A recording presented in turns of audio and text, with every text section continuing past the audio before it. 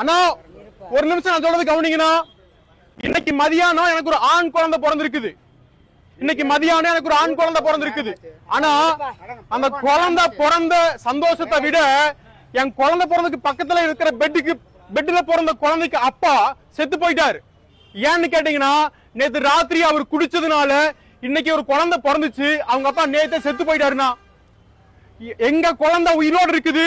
என் குழந்தைக்கு பக்கத்து பெட்ல இருக்கிற குழந்தை இன்னைக்கு பிறந்து நேத்து ராத்திரி அவங்க அப்பா குடிச்சு 26 வயசு தான், கோவில பூஜாரியா இருக்கிறாரு. குடிச்சு ஹார்ட் அட்டாக் வந்து செத்து போயிட்டாரு.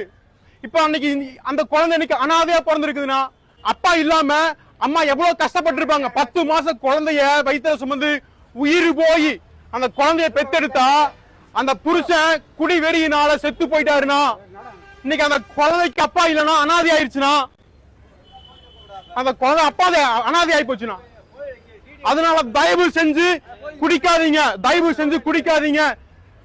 பிறந்த குழந்தைக்கு அப்பா இல்லாத அனாதை. இன்னைக்கு எத்தனையோ குழந்தைகளுக்கு ஸ்கூலுக்கு போறாங்க. ஸ்கூலுக்கு போற குழந்தைகளுக்கு குடிச்சு உங்களால அனாதைகளா விட்டுறாதீங்க.